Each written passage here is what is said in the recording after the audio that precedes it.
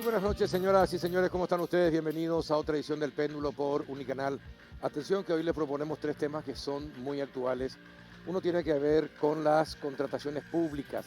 El primer bloque, vía Zoom, vamos a estar en comunicación del doctor Pablo Saiz, director nacional de contrataciones públicas. El segundo bloque vamos a hablar acerca de la Itaipú Binacional y los motivos de la suspensión por 5 años en el 2017 de la empresa Engineering. Fue suspendida por 60 meses por mala fe. Nos va a acompañar para hablar acerca de este tema y otros relacionados con la Itaipú Binacional el director financiero de la entidad, Fabián Domínguez. Y el último bloque vamos a hablar con nuestro embajador en Estados Unidos, don Manuel María Cáceres, para hablar acerca de esta nueva era de demócratas con la presidencia de Joe Biden a partir del día de la fecha. ¿Qué expectativas tiene Paraguay? ¿Vamos a mejorar o no las relaciones? ¿Pueden ser mejores que con Trump? De todo eso vamos a hablar con el embajador Manuel María Cáceres. Antes de ir a una breve pausa, les invito a degustar y compartir un rico café Lavazza. Es un producto con aroma, cuerpo y sabor inconfundibles. Café Parlo representa y distribuye en nuestro país. Lavazza, el espresso italiano por excelencia. De pausa, ya retornamos.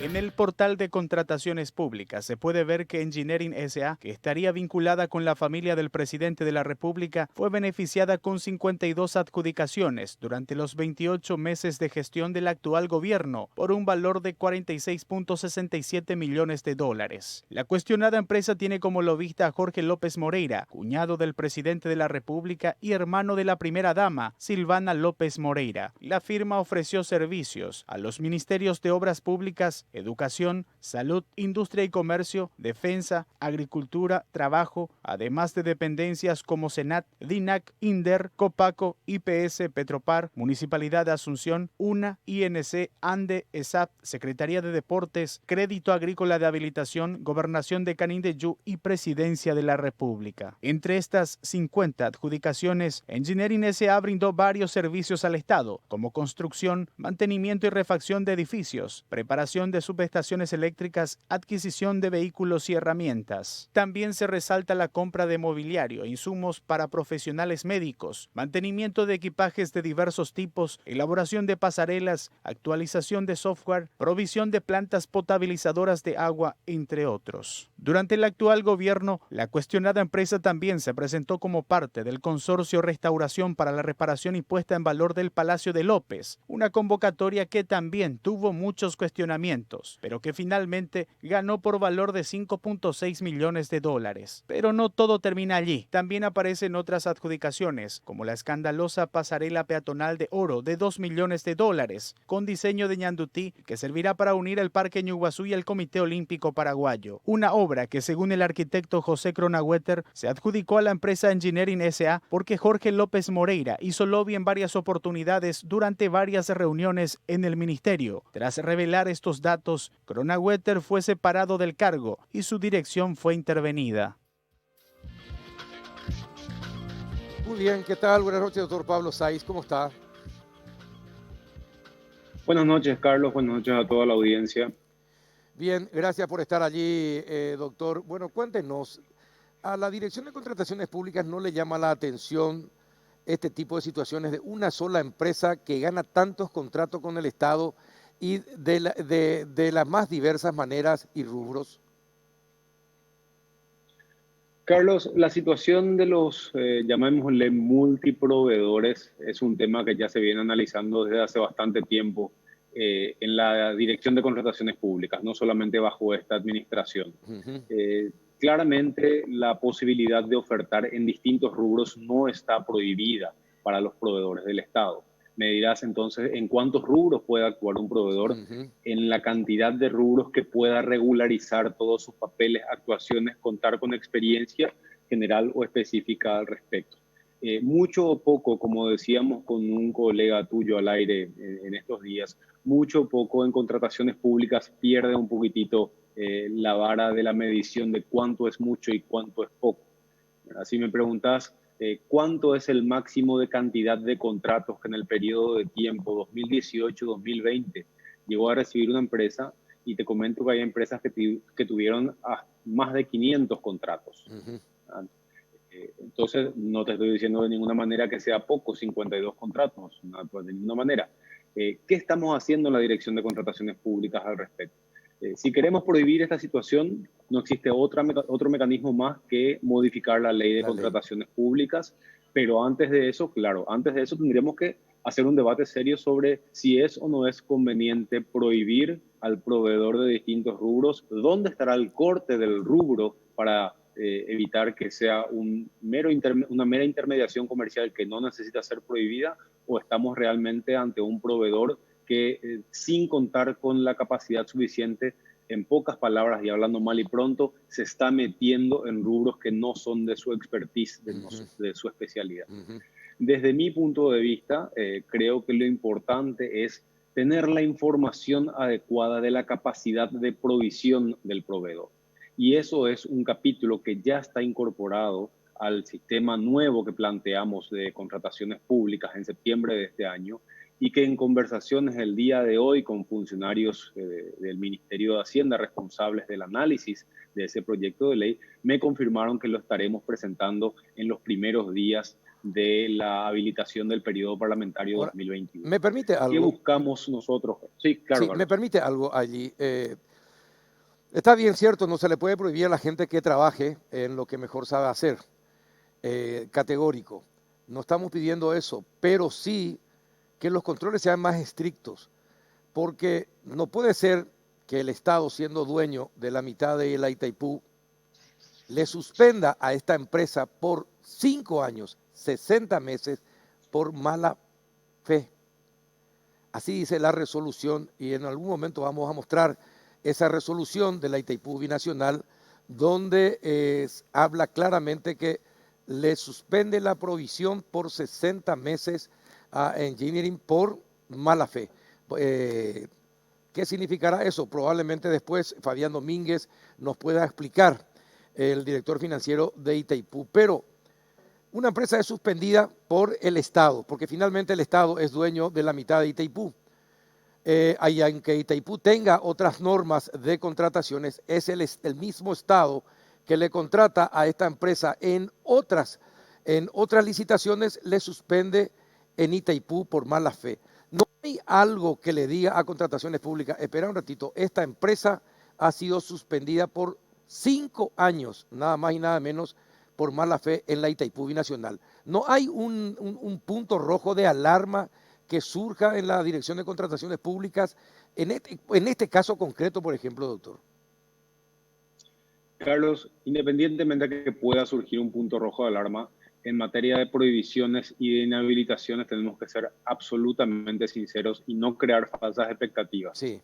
Aunque se suscriba un acuerdo de colaboración con Itaipú, que lo tenemos suscrito, y el sistema, no la dirección, sino el Sistema Nacional de Contrataciones Públicas no puede establecer por normativa administrativa más prohibiciones y más limitaciones que aquellas establecidas en la misma ley. Entonces, si queremos incorporar al catálogo de prohibiciones y de inhabilitaciones para ofertar al Estado paraguayo, en el marco de las licitaciones de la Ley de Contrataciones Públicas, a aquellas sanciones impuestas por otros órganos donde existe participación estatal, como el ejemplo de Itaipú, de Yacyretá, y también te diría de licitaciones implementadas para cubrir necesidades del Estado paraguayo por parte del Banco Interamericano de Desarrollo y del Banco Mundial, debemos agregar un artículo en la ley. Una cuestión jurídica fundamental, que las prohibiciones y también las sanciones, pero por sobre todo las prohibiciones respecto a lo que estamos hablando, estén previstas expresamente en la ley.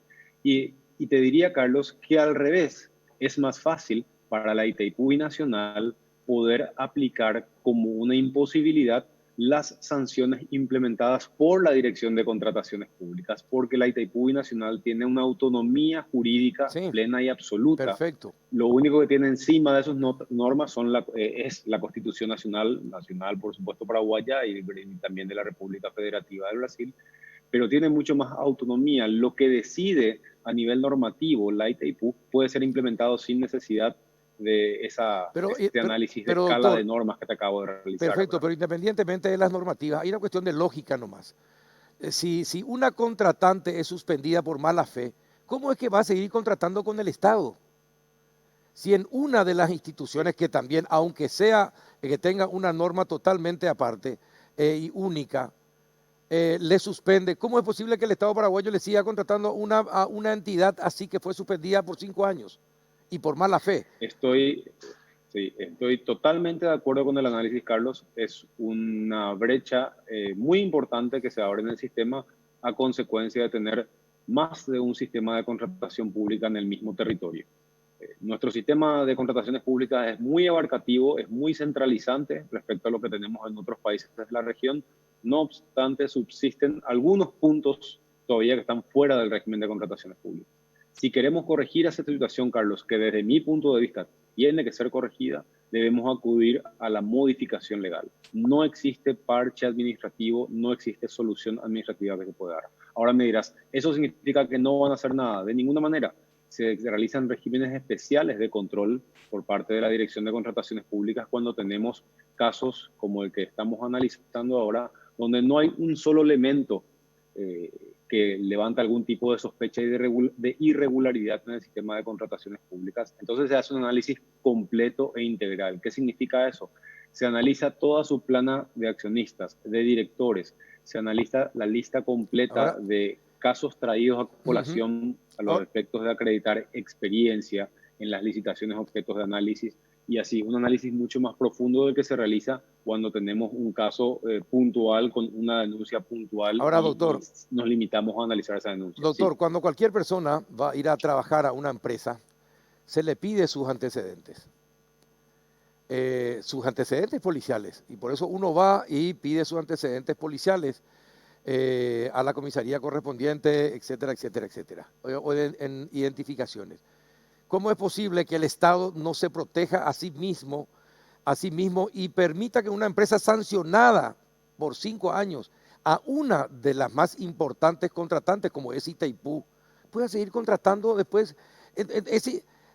No tiene sentido. 52 licitaciones. Y yo te había pedido, doctor, en la radio, a ver si podíamos hacer lo siguiente, es decir, saber un poquitito cuántas son las contrataciones que obtuvo Engineering y cuánto terminó pagando cada institución a Engineering al terminar la tarea, y si hay efectivamente, ¿para qué? Para saber si hay una diferencia entre la licitación firmada, contratada, y finalmente el pago final de cada institución, y cuánto representa de aumento esa diferencia. ¿No pudiste hacernos ese favor? Tengo el dato, Carlos, no con la precisión que estabas buscando, que voy a ajustar eso y te voy a facilitar la producción de tus programas cuanto antes.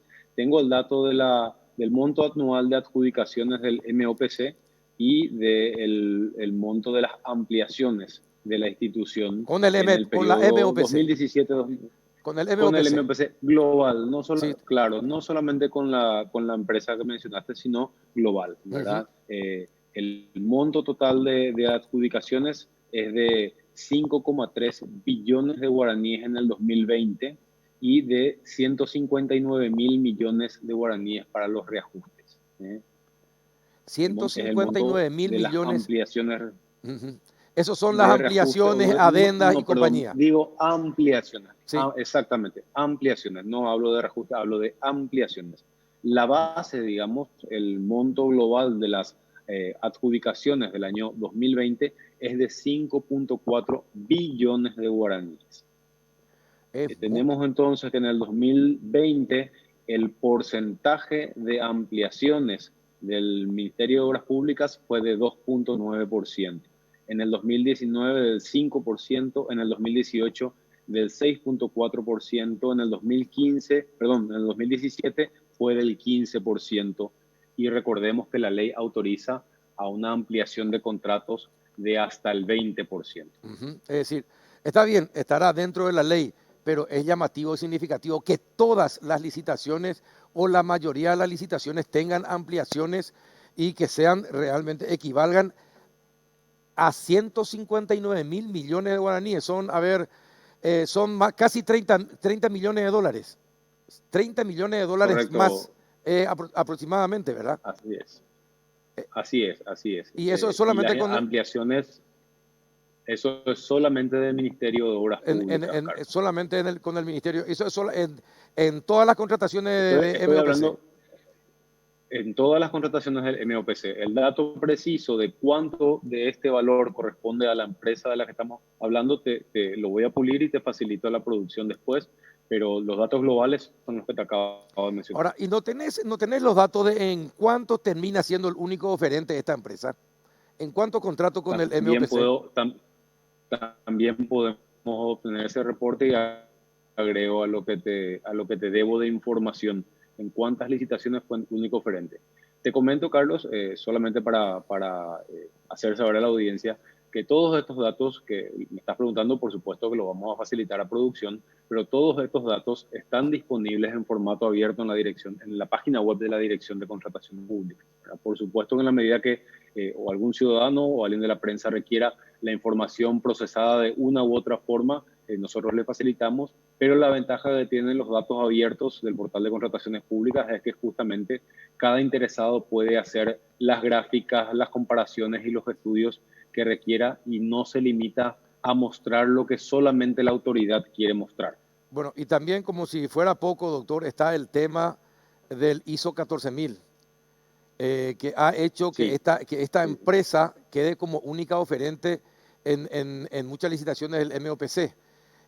También, y los metalúrgicos ya habían advertido al gobierno en el 2018, posteriormente en el 2019, sobre esta situación. ¿Algo puede hacer la Dirección de Contrataciones Públicas para evitar este tipo de direccionamiento de licitaciones?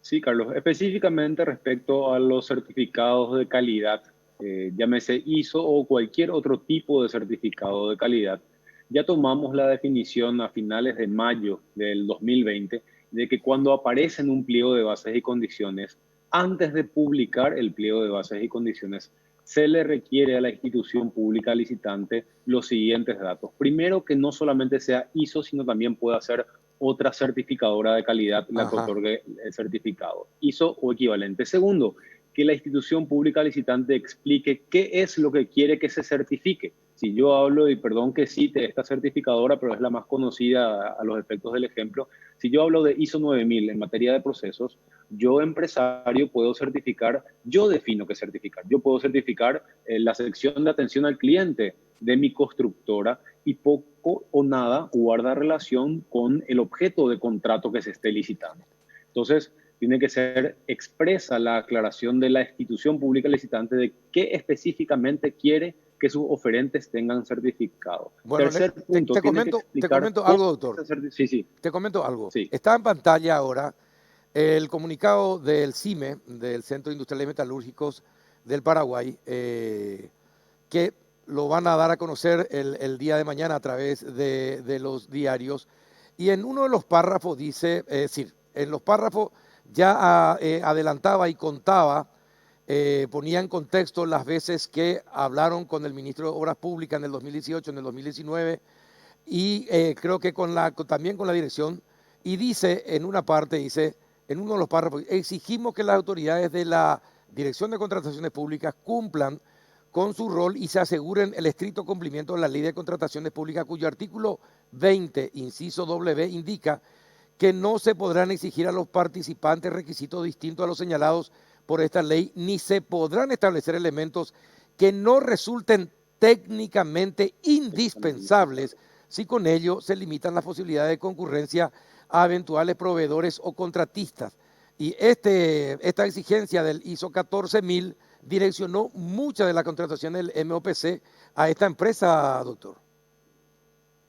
Bien, justamente te decía, Carlos, que aparte de las tres condiciones que nosotros exigimos a partir de mayo del año 2020 que se presenten por parte de la institución pública licitante, también le pedimos que informe sobre cuáles son las empresas de mercado que contarían con esa certificación a los efectos de demostrar que va a haber competencia en esa licitación. O sea, Si una institución pública quiere hoy día incluir certificación ISO, cualquier categoría de certificación ISO o equivalente en su pliego de bases y condiciones, debe previamente tomarse el trabajo de analizar cuáles son las empresas del mercado, del rubro que está licitando, que tienen esa certificación y podrían ofertar a los efectos de que no sea una condición limitativa, independientemente de la explicación de lo que estaba señalándote antes, Carlos. Y respecto a lo que adelantaste del comunicado del Centro de Industriales Metalúrgicos, te comento que el día de hoy la Dirección Nacional de Contrataciones Públicas emitió una resolución a través de la cual conforma una nueva unidad de competitividad en las compras públicas. Tiene como objetivo principal y básicamente primordial aumentar el nivel de competitividad de las compras públicas, eliminando asimismo, como dice el artículo 20, inciso W, eliminando cualquier cuestión no técnicamente indispensable que esté en los pliegos y que pueda limitar la competencia y, en el peor de los casos, el sumum de la limitación, que es el direccionamiento del pliego de bases y condiciones. Una de las primeras medidas que serán adoptadas ya esta semana por parte de la Dirección de Contrataciones Públicas y está prevista en la resolución que se fue emitida el día de hoy, es que en caso de que se presente una sola oferta a una licitación pública por el total como unidad adjudicada, tendrá que hacerse una segunda vuelta de esa licitación, porque no podemos permitir que continúen las estadísticas como están hoy día. Básicamente en el 40% de las licitaciones tenemos un solo oferente, Carlos. Hablando en términos globales, ¿verdad? Incluyendo las municipalidades, a las gobernaciones como entes licitantes. Si hablamos de que tenemos un solo oferente en el 40% de las licitaciones, no te sé decir cuál es el cruce de ese 40% con el valor de esas licitaciones. 40%. Entonces estamos hablando de que nuestro sistema no es lo suficientemente competitivo. Y te aclaro algo, el año 2020 fue el año donde registramos el mayor nivel de competitividad. Tuvimos 2.83 oferentes por licitación y el promedio era de 2,6. El mejor año había sido el 2014 con 2,7 y en el 2020 llegamos a 2,83. Lo ideal es tener por lo menos 4 oferentes en cada licitación y este número no es un valor que lo digo sin ninguna base o lo digo empíricamente. Lo hago en base a un informe del Banco Mundial que fue presentado en diciembre del 2018 en nuestro país, donde se reporta el trabajo que hizo el Banco Mundial a nivel de contrataciones públicas en una cantidad muy grande de países y analiza que en las licitaciones con más de 4 oferentes hay una reducción de precios de hasta el 6%. Ahí está, claro. Y si, por ejemplo, pensamos que el año 2019, que fue el año récord, tuvo un valor en compras públicas de 4.000 millones de dólares, consideremos que ese 6%, ahora, estamos hablando de 240 millones de dólares. Con toda esa evidencia, doctor, hay que investigar profundamente cada contratación que hizo el Ministerio de Obras con esta empresa, porque acá los metalúrgicos dicen que en el 2019, por las licitaciones de iluminación de rutas, de tramos de rutas nacionales, pagaron 4.548 millones de guaraníes más por dicha licitación, porque se direccionó, con el tema del ISO, se direccionó a una empresa la instalación de esas torres.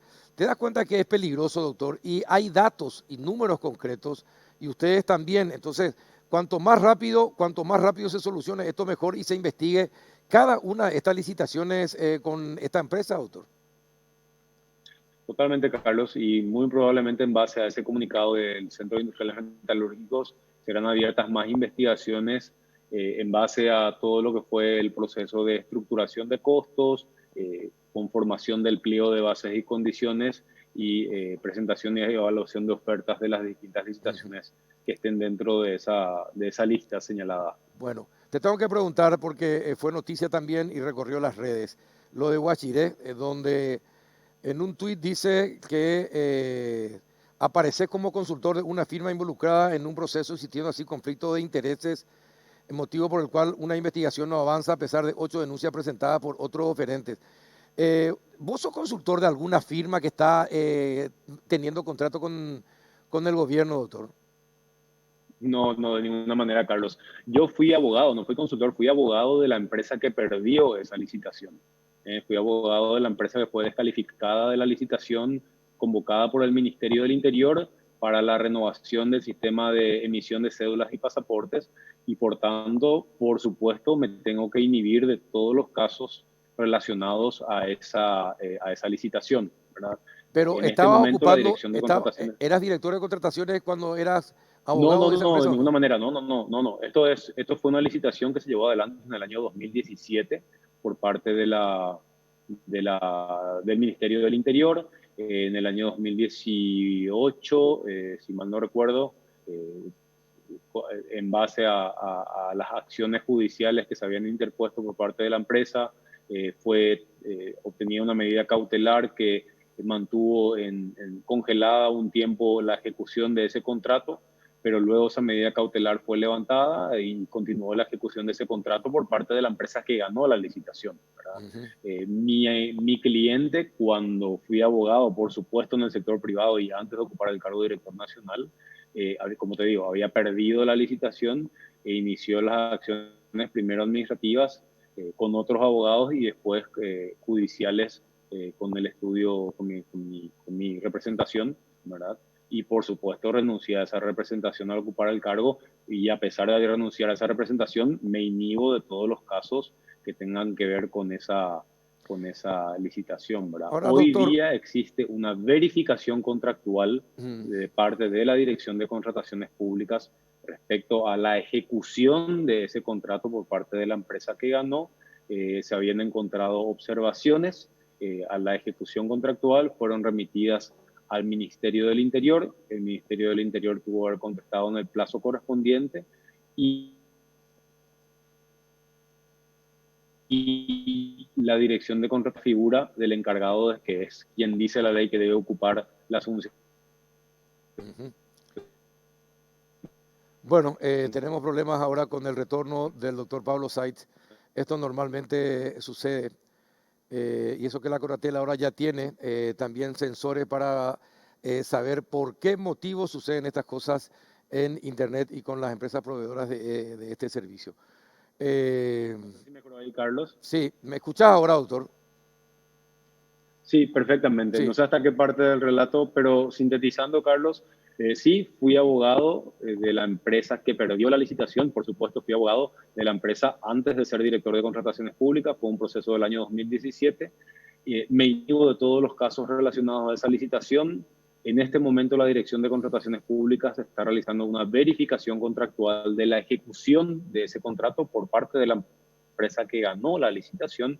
Fueron encontradas observaciones, fueron transmitidas dichas observaciones tanto a la empresa como al Ministerio del Interior, que es la entidad pública contratante, y en su momento la Dirección de Contrataciones Públicas tomará una decisión respecto a esas observaciones a través de la persona que ocupe la encargaduría de despacho, que es la figura que toma la firma del director nacional en los casos de que se inhibe el director nacional. Bueno, y por último, doctor, ¿qué va a pasar con la pasarela, con el contrato de la pasarela? ¿Va a seguir? ¿Va a terminar? ¿Se va a pagar? Incluso porque ahora ya subió a $2.100.000, creo que el costo de la obra.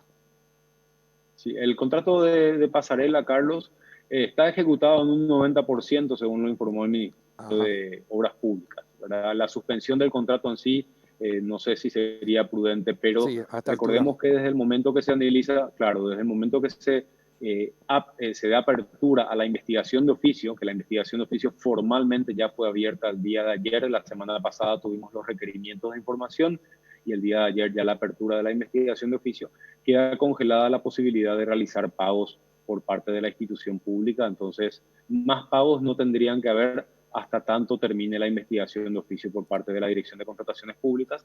Tengo entendido que también la Contraloría General de la República comentó que estaría llevando adelante controles respecto a este proceso, así que estaríamos coordinando con la Contraloría las acciones que toman uno y otro ente de control al respecto. Bueno, perfecto. Doctor, te agradezco el tiempo y te recomiendo que leas la carta que se va a publicar y que fue redactada por los industriales metalúrgicos del Paraguay y que leas con especial atención en los párrafos 3, 4 y 5 porque de alguna manera rebaten lo que estás diciendo. Entonces mañana volvemos a hablar y la próxima semana otra vez en el péndulo para tener mayores datos. ¿Te parece?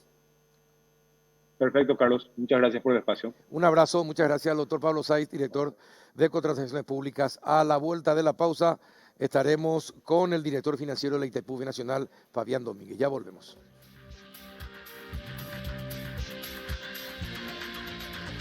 En Bristol, aprovecha la semana de televisores con precios increíbles. Escucha esta super oferta. Televisor LED Smart Win 32 pulgadas HD. Precio normal 18 cuotas de 154.000 guaraníes. Ahora solo 18 cuotas de 109.000 guaraníes. Aprovecha los últimos días de la promo de tus sueños. Una camioneta Toyota New Hilux 2021 0 km full equipo más combustible gratis por un año. Más 50 millones de guaraníes en efectivo. Contactanos ya al WhatsApp 0991-670-000, llamando al 519-4000. También a través de nuestras redes sociales o comprando online en www.bristol.com.py. Bristol, la mejor casa de electrodomésticos del país. Ya estamos en compañía del director financiero de Itaipú, Fabián Domínguez, acá en nuestra mesa de debate. ¿Qué tal, Fabián? ¿Cómo estás? Buenas noches. Apreciado Carlos, buenas noches a vos, a toda la gran teleaudiencia de este programa, que como te dije la vez pasada, el número 1 en su segmento, sin lugar a dudas. Muchas gracias. Pero no me vas a ablandar así, te aviso. No, pues es la verdad, no hay que decir las cosas como son. Te agradezco. ¿Qué es lo que pasó con Engineering? ¿Por qué mala fe, dice la resolución que firmaron los directores de la Binacional?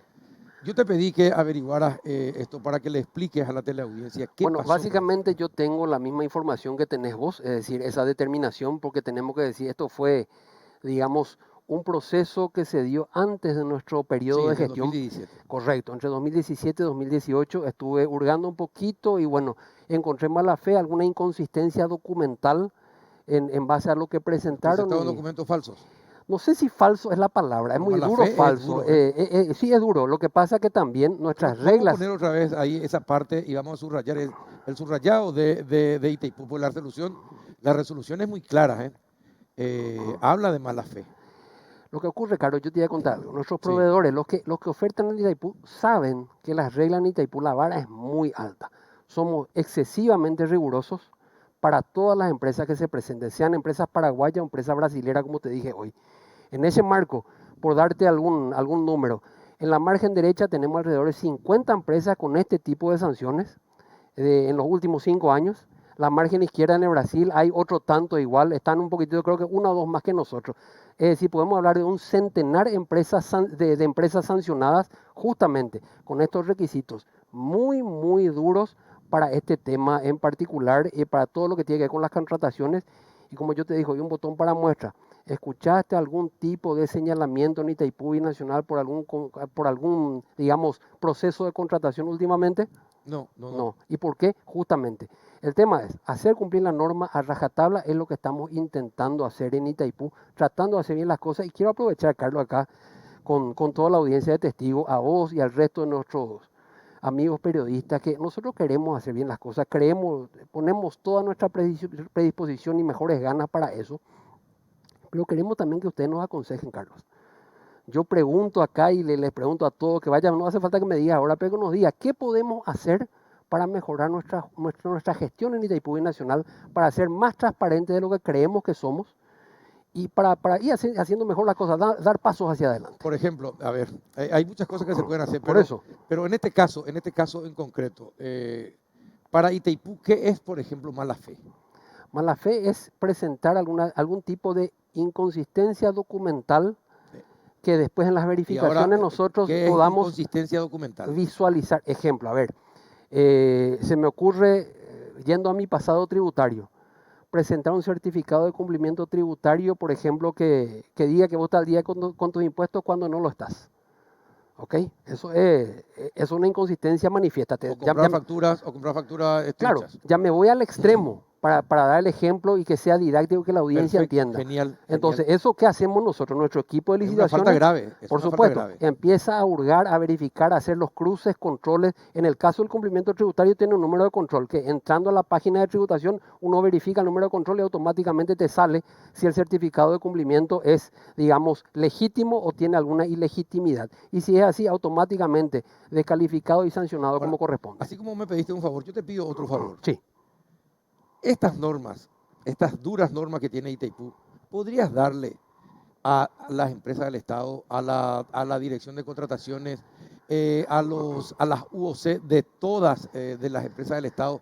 Porque es inadmisible que una empresa suspendida por mala fe por 5 años, que se cumplen del 2022, me imagino, ¿verdad? Sí. En octubre o noviembre del 2022, siga contratando con el Estado cuando fue es una sanción grave. 5 años me parece una sanción extremadamente grave.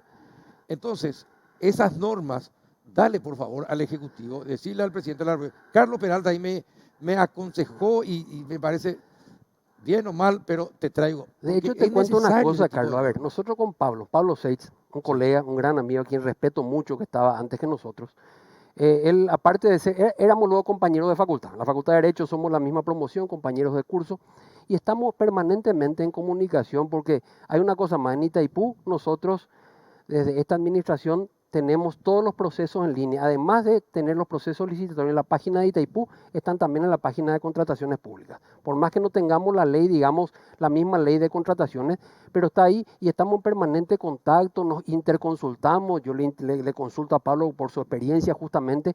Él fue un referente muy importante también para todos nuestros procesos. Y es decir, ¿qué te quiero decir con esto? Tu pedido ya está cumplido, estamos dialogando y a ver, hay que capitalizar todo lo que va ocurriendo. Sí, hay que capitalizar y si algo podemos hacer mejor, lo vamos a hacer, tenerlo por seguro. Hay que ir cerrando los agujeros por donde se va nuestra plata, porque finalmente es nuestra plata. Sin duda. ¿Verdad? Por eso hoy, en época de pandemia, sufrimos la falta de camas, sufrimos la falta de respiradores, sufrimos la falta de medicamentos. Que dicho sea de paso, con Itaipú también entramos a jugar un rol importantísimo en la pandemia. Tenemos alrededor de... Si no hubiese sido por Itaipú, las cosas hubiesen sido mucho peores. Y yo creo, Carlos, que todos pusieron su cuota de participación, se remangaron todos. Tampoco. Si no, pero se remangaron todos, Carlos. No, tuvimos mucho apoyo de mucha gente, de la Secretaría de Emergencia Nacional, tuvimos apoyo del Arzobispado, de la Iglesia. Colaboraron todos, digamos, sudamos todos la gota gorda, Carlos, y realmente este año fue... Hoy podemos decir, mirar el retrovisor, hacer la retrospección y los números felizmente apoyan nuestra gestión. Eso tenemos que decir. Ahora bien, para llegar a eso costó y mucho sacrificio, así como vos viste que hubo récord de productividad energética, también hubo récord de productividad financiera, porque hicimos, así como yo te dije en la radio esta mañana, cumplimos el designio del señor presidente de la República en hacer que cada guaraní rinda para la Itaipú Binacional y para el pueblo paraguayo, y es lo que se hizo.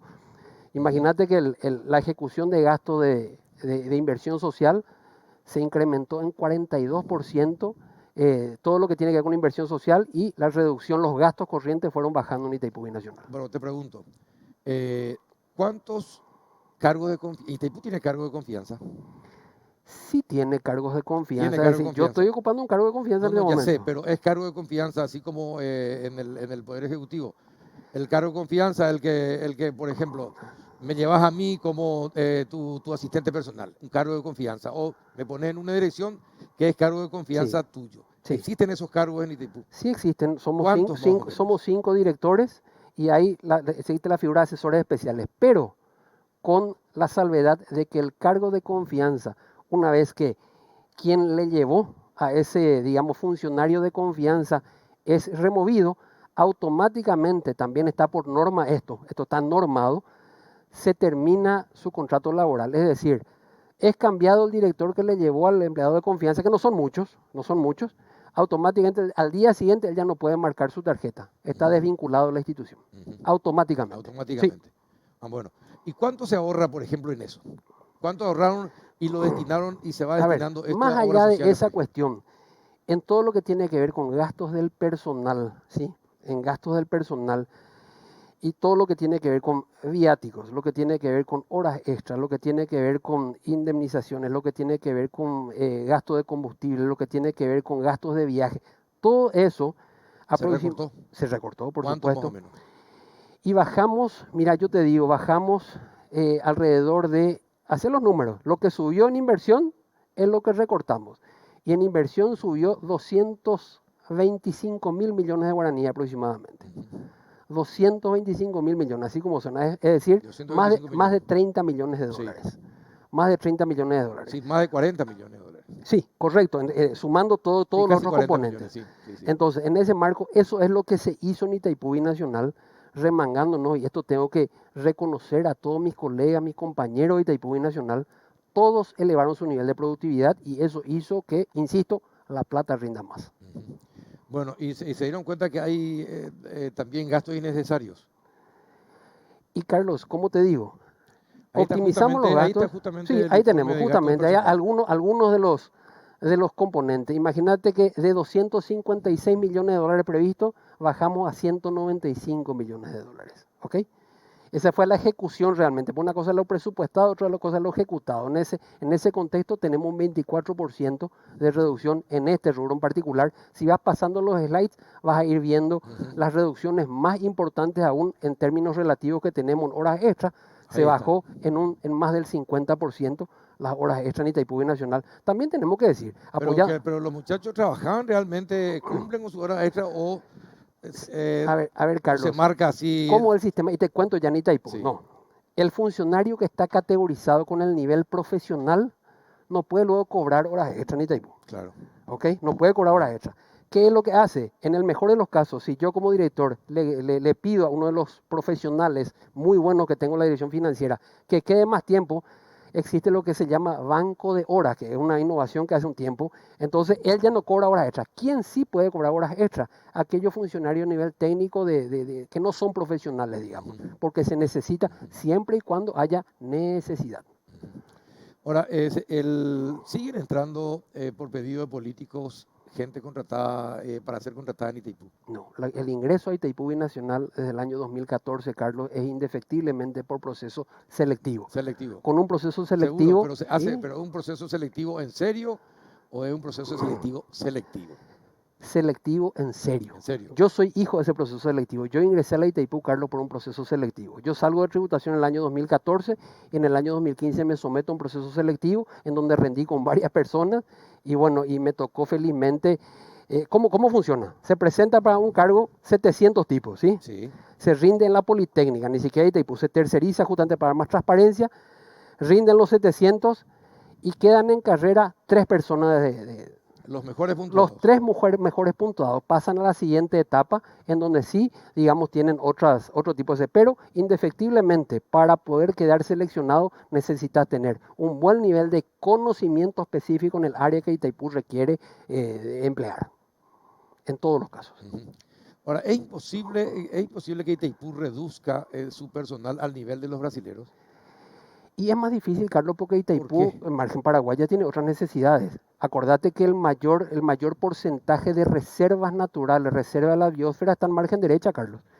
Controlar todo eso, ver, hace poco tuvimos, por ejemplo, sendas noticias de que había algún tipo de contrabando que querían pasar, los guardias forestales tienen que patrullar, controlar, son todos guardias forestales de Itaipú Binacional, todo personal, digamos, vinculado a todo lo que tiene que ver con la ecología, cuidar el medio ambiente, porque el medio ambiente tiene que ver con el agua y el agua es el combustible de Itaipú Binacional. Entonces, la preservación de todo lo que tiene que ver con el embalse, las reservas, están en su mayor porcentaje en el lado paraguayo. Entonces, es lógico que el lado paraguayo tenga más empleados que el lado brasilero. Eso por un lado. Pero por otro, si vos miras los números que también le enviamos a tu productora, tuvimos una disminución de personal desde el año pasado a este año. Una disminución bastante importante. Está el material de apoyo. Está el material de apoyo, tenemos ahí la cantidad de personal, ese es gasto de personal, pero la cantidad de personal que hoy está en 1.560 más o menos. También, imagínate, bajamos ahí combustible de 32%, se disminuyó en gasto de combustible. Mira pasajes, también un poco apoyado por la pandemia, si bien es cierto, pero se disminuyó casi 90%. Acá apostamos más. ¿Esto va a permanecer ya así? Esa es la idea, eso es lo que pretendemos. Apostamos en la tecnología aquí y lo que subió, los gastos de responsabilidad socioambiental, las inversiones sociales, básicamente tenemos un incremento. Mira el incremento, Carlos, esto es muy gráfico. 42% con relación al 2019. Una duplicación prácticamente con relación al año 2016. ¿Y esto cómo se hizo? Con política de austeridad, con políticas de racionalización de gastos y lo que se diría en economía pública, una mejora del gasto, una mejor calidad del gasto. Porque el negocio en Itaipú no es ahorrar, es ahorrar en un sector, pero para invertir en favor de la ciudadanía paraguaya. ¿Subió la calificación del personal de Itaipú? Sí, no me cabe ninguna duda que ahí sí. está la fuerza laboral. Ahí está la fuerza laboral. Imagínate, desde el año de agosto de 2018 a hoy se redujeron de 1.714 a 1.570 funcionarios. Es lo que está más o menos la línea de tiempo. ¿Cómo está? Ahí, para margen derecha hay un cupo de 1.800, si bien es cierto, pero 1.570 y entendemos que este es una fuerza laboral con el cual se puede cumplir. Lógicamente tienen que haber recambio y van a haber recambio, porque hay gente que se está jubilando. Permanentemente tenemos compañeros, colegas que se pasan a los beneficios de la jubilación y bueno, hay que ir reponiendo la fuerza laboral y toda la fuerza laboral que se vaya reponiendo ya es por proceso selectivo externo.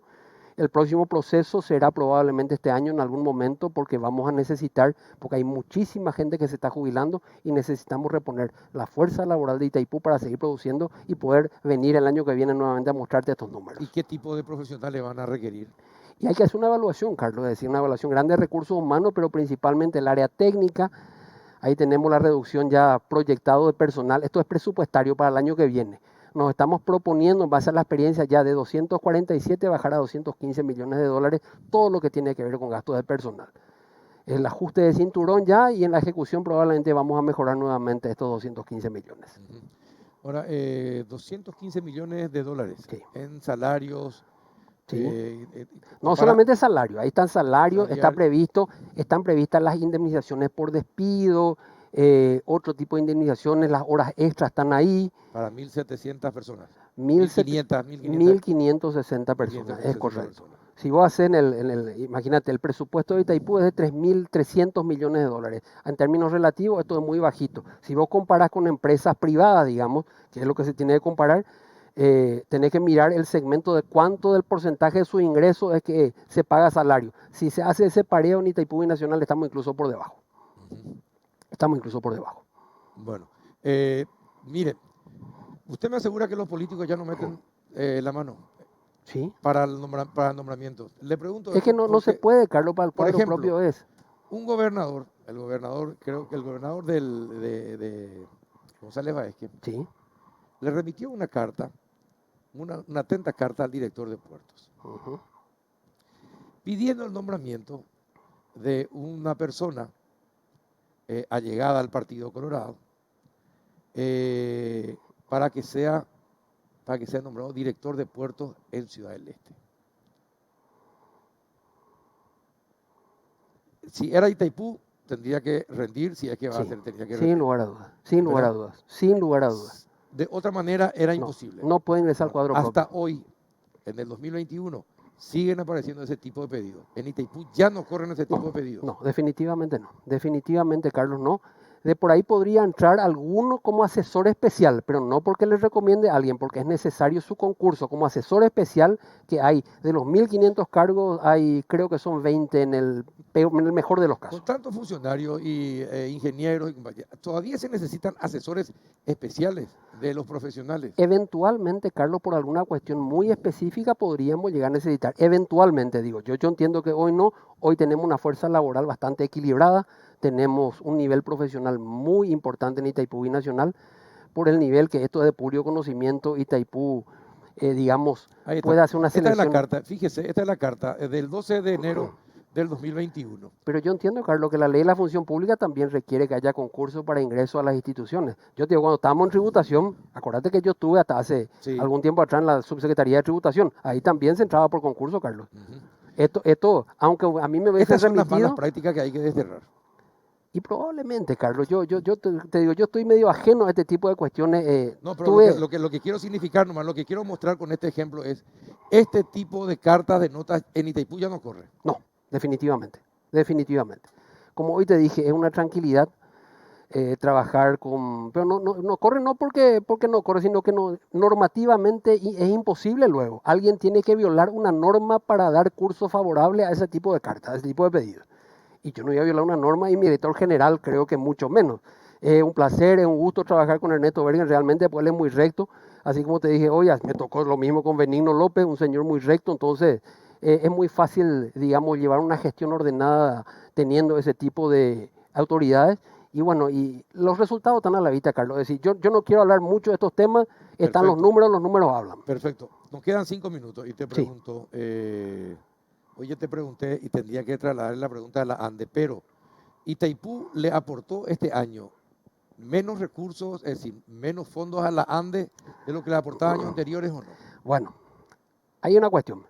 En general, si vos mirás todas las regalías que paga la Itaipú Binacional, al Estado paraguayo una parte y a la ANDE otra parte. Sí. ¿Qué es lo que Había paga? un cuadro de eso. Los royalties, Sí, está el royalties, cuadro, sí, están claro. los royalties, está la cesión de energía, que es lo que también transferimos, que es básicamente la parte que no usamos, y está una regalía que se le paga a la ANDE por cargas de supervisión y administración, que es en base a la creo que es 42 producción. millones, ¿no? Sí, correcto. En total, Itaipú este año pagó cerca de 500 millones de dólares. El año pasado fue más porque la producción también fue más, pero no porque Itaipú quiera o no. Son las condiciones hidrológicas las que marcan la producción. Itaipú tuvo un récord de productividad este año, sí. Ahora la producción bajó. ¿Qué es la productividad? Por eso te hablé. La productividad es que con cada metro cúbico de agua que pasó por la turbina se generó más en promedio de lo que se generó en años anteriores. Entonces, y así también tuvimos, creo que, me puedo jactar con estos números que vimos ahora con todo, un récord de productividad financiera, igualmente podemos hablar en Itaipú Binacional. A pesar de todo. A pesar de los pesares, Carlos, tuvimos esa productividad, por un lado energética y una productividad financiera en Itaipú Binacional. ¿Bajó el aporte de regalía al Estado paraguayo? Sí, bajó porque la producción también, por las condiciones hidrológicas, bajaron. Eso es cierto. Ahora, ese dinero que se le da, esos montos que le dan a la ANDE, de 42 millones, sí, ¿van a ser insuficientes para la ANDE como para que ellos decidan, por ejemplo, bueno, vamos a compensar esto con la suba de tarifa? ¿O no? ¿O bueno, vos qué crees? pero no solamente eso, Carlos. Hay también un apoyo a la ANDE que se le dio para el fortalecimiento del sector eléctrico, en el marco de responsabilidad socioambiental. Se adquirieron transformadores en apoyo a la ANDE. Es decir, una serie de apoyo técnico y financiero que también Itaipú le aporta a la ANDE. ANDE es dueño de Itaipú, acordate de eso.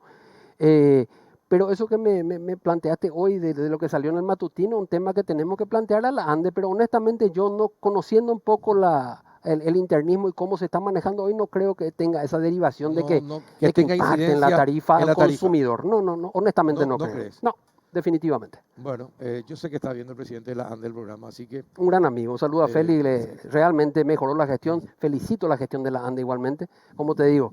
En San Bernardino, botón para muestra en San Bernardino, tormenta, la Gran 7 el fin de semana pasado, no se fue la luz. No se fue. Hace 20 días atrás sí, se fue totalmente. Sí, no, de hecho, a veces se va, y antes se iba todos los días, y Carlos. Justo después de la semana siguiente ya pusieron todas las columnas con los paneles solares y compañía. Así mismo. O sea, tenemos por ese lado, como te digo, Carlos, se está viendo esfuerzo de todos los estamentos, por lo menos que a nosotros nos compete.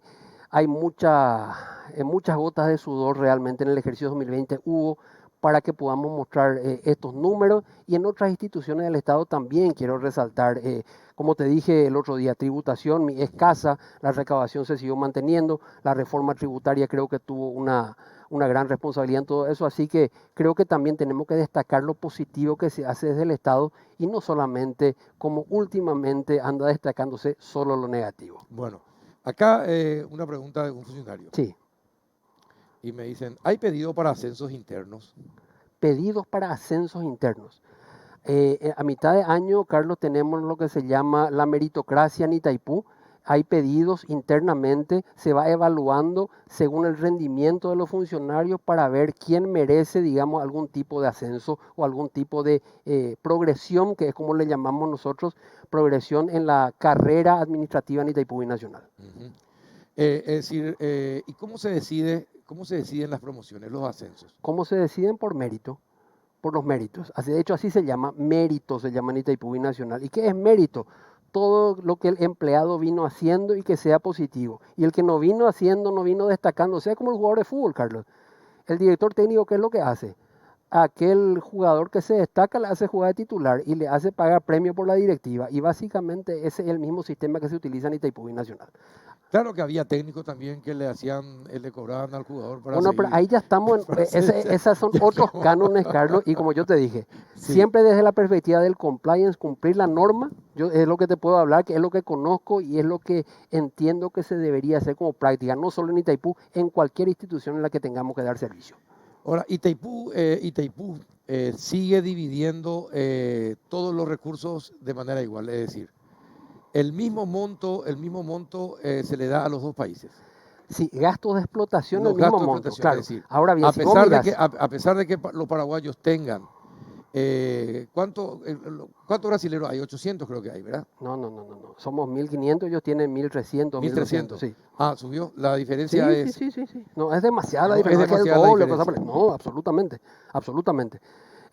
Justamente a eso iba a ir. El gasto del personal, digamos, los gastos de explotación en general son parcelados, mitad y mitad. Ahora bien, lógicamente Paraguay tiene más gasto de personal porque también tiene más personal. Más personal, sí. Entonces, el otro sector que es gasto de explotación para RSA, Brasil tiene un poco más que Paraguay en ese sentido. Ahora, los gastos de explotación se parten en 50 y 50. Y se compensa de esa manera. Sí, de esa manera. 50-50 y se distribuye en gasto del personal y gasto de explotación. Y el pago de deuda y el pago de todo lo que tengamos que tener. ¿El PTI qué está haciendo ahora? El parque tecnológico está siempre con su trabajo de investigación, de apoyo tecnológico. Y avanzan, mejoran. Sí, mejora. Te pregunto esto porque estaba leyendo que Israel ya inauguró las rutas para sus autos eléctricos. Sí, correcto. Aquí tenemos también una ruta verde. Sí, pero no es que vos te vayas a enchufar en algún lado, al costado del camino. No, claro. Su asfalto. Ajá. Bueno. Su asfalto. Bueno, ¿y por qué no podemos? No, pues tenemos que soñar. Claro, tenemos que soñar. Para eso está el PTI. Sin duda. Hoy ya la tecnología de vehículos híbridos, vehículos eléctricos está subiendo. Hace unos años era impensable. Hoy, digamos, tienen una tecnología interesante. Entonces podemos empezar a apuntar a eso y soñar a eso. No quiero entrar porque no es, digamos, no es mi core business, no es mi área de especialidad, entonces probablemente pueda estar diciendo algún tipo de improperio. Pero aquí José Bogarín, quien es el responsable de PTI, creo que te puede dar mucha información con relación a ese tema en particular. No, pero podría ser todo un tema que el PTI haga. Es decir, si tenemos toda esta energía, ¿por qué no lo aprovechamos? ¿Por qué no tenemos más energía con paneles solares?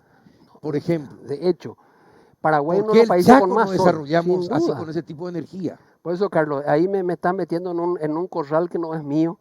Te puedo hablar de... No, pero como soy el director financiero, puedo decir, yo les voy a dar los fondos. De hecho, cuando llegue ese momento y me den la misión de fabricar los fondos, hacer rendir cada guaraní para que eso pueda ser una realidad, vamos a remangarnos desde Itaipú Binacional, desde la dirección financiera como corresponde, para tratar de generar con creatividad, como tratamos de hacer siempre, las condiciones financieras para que eso ocurra. Bueno, está bien. Fabián, te agradezco que vengas. Apreciado, Carlos, para eso estamos.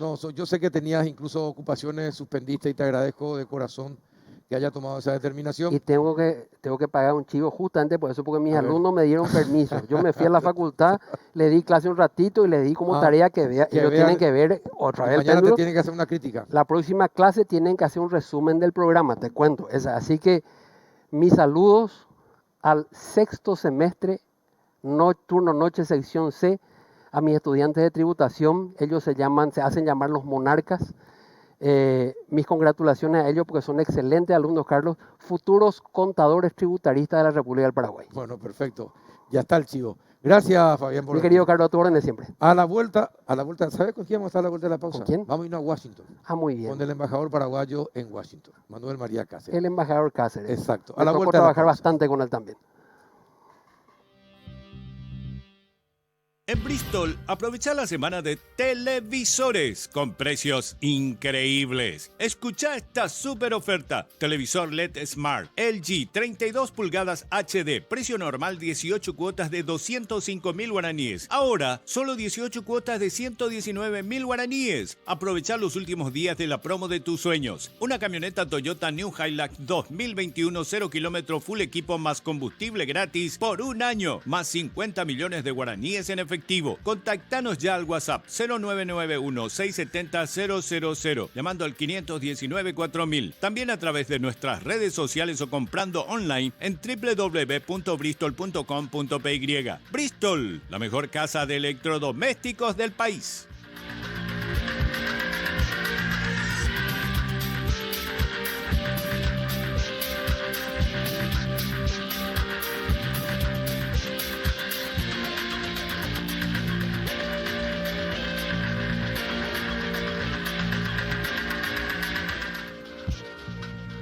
Y bueno, hoy el mundo vive una nueva era de demócrata en los Estados Unidos, ya que asumió el presidente Joe Biden. Nosotros no podemos estar ajenos a esa influencia que ejerce ese gran país del norte de América. Y ya estamos en contacto con nuestro embajador en Estados Unidos, Manuel María Cáceres, a través de Zoom. Buenas noches, embajador. Gracias por estar allí. ¿Cómo está? Buenas noches, Carlos. Gracias por la invitación y por compartir con tu audiencia. Bueno, cuéntenos, ¿cómo está el pueblo norteamericano? Ya juró Joe Biden, parecía una fortaleza hoy el centro de Washington, los alrededores del Capitolio, como nunca antes, nunca existió tanta seguridad en la asunción de un presidente, embajador.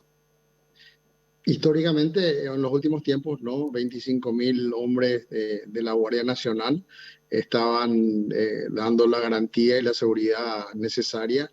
En este momento que estuvo un poco convulsionado 2 semanas atrás, pero por suerte fue todo con tranquilidad y se cumplió con una regla que ellos tienen hace más de 230 años. Ahora, las instituciones son muy fuertes en Estados Unidos. ¿Qué pasó finalmente con las protestas del expresidente Trump respecto de los supuestos fraudes durante las elecciones? ¿Qué dijeron las autoridades encargadas del control de las votaciones? Muchos de estos temas llegaron a la justicia y prácticamente en todas las ocasiones la justicia americana ha rechazado las acusaciones, inclusive jueces nombrados por presidentes republicanos como George Bush o por el propio presidente Trump han rechazado estas manifestaciones. Y obviamente que uno tiene que demostrar en los tribunales cuando tiene un reclamo. Y para los tribunales americanos no hubo una prueba fehaciente de todo esto y fueron rechazadas todas sus pretensiones jurídicas. Ahora, es decir, que el supuesto fraude en gran cantidad no pudo ser demostrado, embajador. Y la justicia americana no aceptó las demandas y podemos entender que de esa manera claramente que no fue aceptado. Bueno, pero sigue, ¿y por qué está tan dividida la sociedad americana? Porque algunos seguían hoy insistiendo de que de alguna manera Biden es presidente del fraude, que en realidad no ganó como tendría que, como muestran los resultados, sino era por el fraude. Y está profundamente dividida. Aparte, como si fuera poco, el expresidente Trump se despide de la Casa Blanca con un mensaje muy particular y hasta de diversas interpretaciones. Esto nos vemos en cualquier momento. Muy al estilo Trump, por cierto, pero que despertó muchos comentarios y suspicacias, embajador. Él tiene un estilo muy peculiar. Mucha gente justamente no estaba de acuerdo con eso y esa forma de expresarse. Justamente hay analistas que dicen que es lo que polarizó aún más a la sociedad. Así que, pero por otro lado, es una persona que tuvo 74 millones de votos y tiene seguidores muy, muy leales, que lo siguen casi con devoción. Ahora, también quedó un poco impactado o un poco afectada la imagen después de lo que ocurrió en el Congreso 2 semanas atrás. Así que vamos a ver cómo esto se va desarrollando. Por de pronto hay una nueva administración y escuchamos hoy al presidente Biden eh, que va a trabajar en unir a este pueblo y con un estilo diferente, dejar atrás la confrontación y buscar el consenso y el diálogo. Él es una persona que toda su vida se dedicó a la política, tiene más de 35 años, 36 años como senador y 8 años como vicepresidente. Así que al mando del país está una persona muy, muy preparada y que toda su vida le dedicó a servir a su país. Uh-huh. Lo que pasó en el Capitolio, se puede ya a estas alturas, los investigadores pueden demostrar quiénes son los responsables, embajador. Mira, ahí el FBI está llevando a cabo investigaciones, tienen cientos de miles de fotos, están identificando las personas, muchas de ellas están siendo procesadas. Son investigaciones que siguen, que están en curso y el tiempo dirá si cómo esto se organizó, el impacto que tuvo y obviamente será llevado a la justicia como tiene que ser. Hoy hablábamos con un periodista que está en Estados Unidos y señalaba que la responsabilidad de lo que pasó en realidad es de la policía que permitió que ingresaran los manifestantes al Capitolio.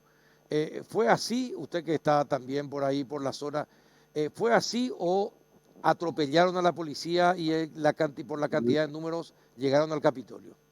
Creo que la policía fue superada, en todo caso podría decirse, porque no hubo más guardias o más policías, pero la policía que estuvo ahí fue superada y fue una turba grande, en gran número, no la totalidad ni la gran mayoría de la gente que estuvo marchando ese día, pero sí un número significativo como para forzar las cosas, ingresar por la fuerza, rompiendo ventanas. Ustedes han visto esas Sí. filmaciones que son muy, muy claras y no hace falta ir detallándolas. Sí, efectivamente. Pero hay, es decir, hoy al asumir Joe Biden muestra una imagen absolutamente diferente a su sucesor. Creo que son mensajes, por ejemplo, también en la elección de un transgénero para un cargo importante en su gabinete, por ejemplo, embajador. Eh, Creo que está como viceministro, ministro de salud o viceministro de salud. Bueno, esos son mensajes importantes que son totalmente diferentes a lo que emitía el expresidente Trump. Son mensajes diferentes. El Partido Demócrata tiene una visión amplia en ese sentido y obviamente está reflejado en lo que ellos llaman la diversidad y tiene a personas de diferentes etnias o razas en su gabinete y también de orientación sexual. Y sí, y por eso ahí se diferencia. Es increíble cómo hacen los estrategas políticos para dar estas indicaciones al nuevo gobierno para que sea absolutamente diferente. Es como, son totalmente diferentes, blanco y negro, embajador. Son diferentes. El Partido Republicano tiene su base en un conservadurismo fiscal, por un lado, y por otro lado, en un conservadurismo social. Esos son los dos tipos de republicanos.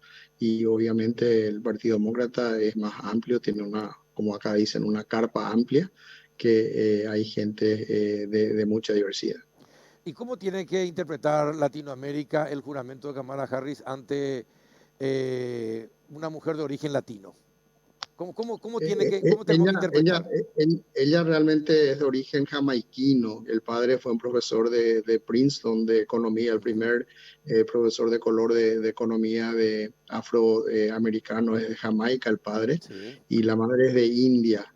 Y yo creo que es una demostración de la diversidad de este país. No olvidemos que el presidente Barack Obama ya rompió muchos moldes y ahora la vicepresidenta también es una primera vez, no solo para una persona de ese origen étnico, sino para una mujer en Estados Unidos, que es muy significativo. Embajador, comiencen nuevamente los migrantes de Centroamérica a dirigirse caminando hacia Estados Unidos. Así Ya hay, es. bueno, ¿cuál cree usted que va a ser la política migratoria de este gobierno que asumió hoy? ¿Va a ser, La- ¿cuál cree usted? ¿Va a ser diferente a la de Trump? Yo estimo, o sea, no lo digo yo, lo dijo el propio presidente Biden en su campaña, está entre sus puntos de campaña o plataforma de su partido, en donde va a hacer el esfuerzo por intentar una reforma migratoria. Hay más de 12 millones de inmigrantes ilegales en este país y que por otro lado muchos de ellos, la gran mayoría son ciudadanos que trabajan, aportan con sus impuestos y él habla de buscar un camino de 8 años de la ciudadanía americana para esa gente. Hay que tener en cuenta también que eso debe pasar por el Congreso de los Estados Unidos, donde no es muy fácil aprobar ese tipo de leyes. El último presidente que fue exitoso en una reforma migratoria fue el presidente Ronald Reagan, allá por los años 80. El presidente George Bush, hijo, intentó hacerlo también el presidente Barack Obama, pero quedó en el buen intento por falta de apoyo de votos en el Congreso de los Estados Unidos. ¿Y la política económica sería favorable también para Latinoamérica, especialmente para Sudamérica? Porque el presidente Trump había logrado que muchas de las empresas norteamericanas volvieran a mirar sus ojos hacia los países de Sudamérica para alejarse de Oriente y de África. Bueno, ¿continuaría este gobierno, este nuevo gobierno, continuaría con esa política o sería totalmente diferente, embajador? Esta política, en muchas cosas probablemente hayan cambios, pero en otras partes de la política comercial, yo creo que esta administración va a tener más en cuenta a los países aliados para tomar represalias. Paraguay no fue afectado, pero el tema del acero, por ejemplo, afectó a países vecinos nuestros, Argentina, Brasil, que son productores de acero, afectó a Canadá, aliados europeos de Estados Unidos. Yo creo que esta administración va a tener va a hacer pesar más el valor que se le daría a la asociación o al relacionamiento específico que se tiene con un país también a la hora de tomar algunas medidas de protección a su industria y a su comercio. En un mundo convulsionado y diferente con la pandemia, embajador, y con la aparición de populismo de derecha o de izquierda, ¿cómo va a ser, cree usted que va a ser la política exterior? ¿Qué manifestó Biden sobre la política exterior y respecto sobre todo de estas situaciones de populismos con los países de América Latina? Yo estimo que esta administración va a volver a trabajar más de cerca con los países que ellos consideran aliados. La administración anterior tenía una tendencia de ir más individualmente y a tener un enfoque más individual de varios problemas mundiales. Y concretamente hoy el presidente Biden ya ha firmado una orden en donde va a reincorporar a su país a los acuerdos de París sobre cambios climáticos, va a reincorporar a los Estados Unidos a la Organización Mundial de la Salud, va a hacer el esfuerzo por reiniciar o revivir los acuerdos con Irán, de Europa, Rusia y Estados Unidos con Irán sobre la producción de armas nucleares. Entonces, estimo y estimamos que va a tener un enfoque mucho más multilateralista en varios temas que hacen a la agenda mundial, sin dejar de lado el peso y la importancia que Estados Unidos tiene en el mundo. Claro, ahora Trump consiguió encerrar a su país y consiguió aumentar la cantidad de gente trabajando hasta la pandemia, hasta el inicio de la pandemia. La pandemia cambió mucho de lo que hizo en materia laboral el presidente Trump. ¿Biden seguiría con esa política? ¿Y cuál sería el razonamiento respecto de China, respecto a Corea del Norte, respecto de Rusia mismo? ¿Cómo cree que sería la relación internacional con esas potencias? Yo creo que Estados Unidos va a seguir defendiendo sus intereses, tal vez lo haga menos, de una manera menos confrontacional, pero ellos se mueven también en base a intereses y no hay que olvidar que un país como Estados Unidos tiene intereses casi en todo el mundo. Hay que saber entender eso cuando uno analiza las posiciones que ellos toman. Y vamos a ver qué acontece. Recién está comenzando y obviamente vamos a estar observando, pero sí van a haber cambios significativos de estilo y de forma de trabajar y de relacionarse con otros países. Ahora, el Departamento de Estado es el que fija los límites por donde tienen que moverse los presidentes en materia de relaciones exteriores, por ejemplo, canciller. Perdón, embajador, sí. Embajador, Sí, embajador. Carlos, mira, el Departamento de Estado obviamente trabaja muy de cerca, pero está también la Oficina de Seguridad Nacional, Ajá. que está involucrado en los temas de relaciones exteriores, obviamente, y con la administración Trump tenía una voz muy importante en el día a día del relacionamiento con los países. Estimamos que con la administración Biden, el Departamento de Estado va a tener una voz más fuerte también, pero obviamente trabajar de cerca con el primer anillo del presidente Biden se encuentra también en lo que hacen día a día oficina con él en el Consejo Nacional de Seguridad. Ajá. Y Paraguay es aliado de Estados Unidos. Es decir, Estados Unidos considera a Paraguay como un aliado. Estados Unidos considera a Paraguay como un aliado, con un país que defiende la democracia, sobre todo en el hemisferio. Nosotros, nuestra influencia y nuestra área de actuación es más localizada y en esta región, obviamente donde trabajamos el tema de Venezuela es un ejemplo claro. Hay unas declaraciones ya del día de ayer del que en su audiencia de confirmación del señor secretario de Estado Blinken, Anthony Blinken, que establece claramente el reconocimiento a Juan Guaidó como presidente y a la Asamblea Nacional legítima de Venezuela, electa democráticamente como la que representa a Venezuela y instar a elecciones hasta que se lleven a cabo elecciones libres. Entonces es una postura que el Paraguay comparte y vamos a trabajar en los foros internacionales bilateralmente con Estados Unidos. Eso no va a cambiar con el nuevo gobierno, esa posición sobre Venezuela. Estados Unidos siempre defendió la democracia y lo ha expresado ayer así el que va a ser el secretario de Estado designado. Ajá. Y usted que está ahí, donde el mundo decide el mundo, el secretario de Estado designado, ¿cuáles son sus características principales?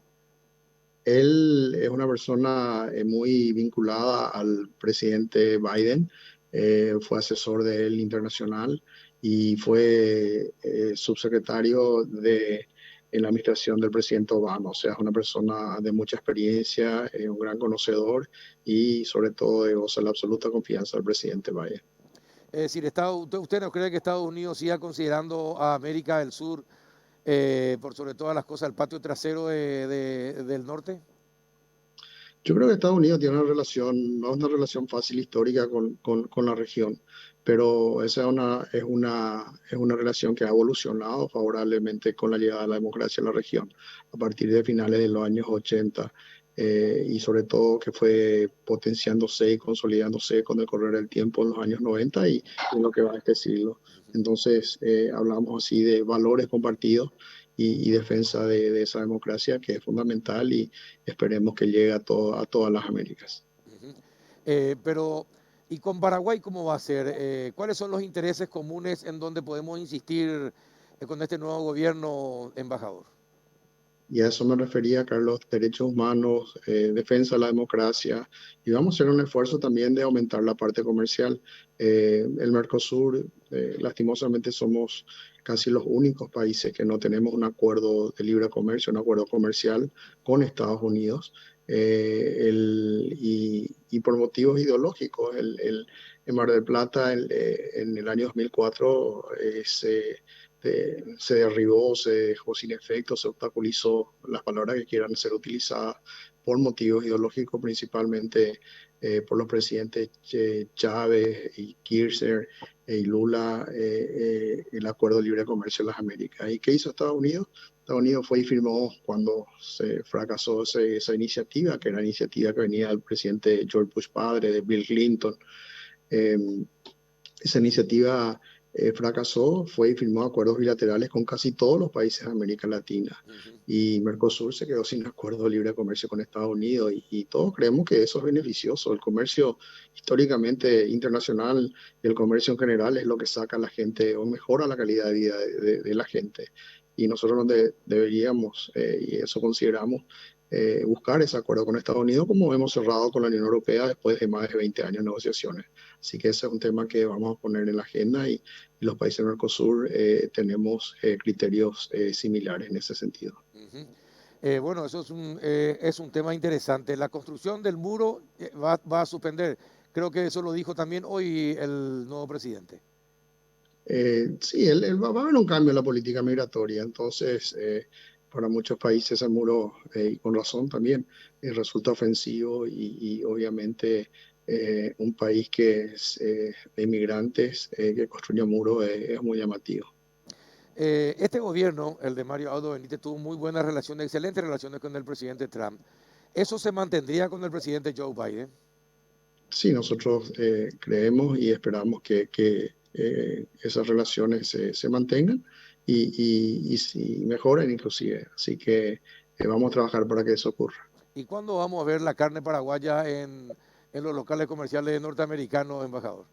Está muy cerca de eso, Carlos. Faltan pasos burocráticos y que fue afectado por el COVID nada más, pero estimamos que en el transcurso del año eso va a ocurrir y vamos a poder disfrutar de la carne paraguaya en Estados En Unidos. serio, cuando usted dice cuestiones burocráticas, sea un poquitito más específico.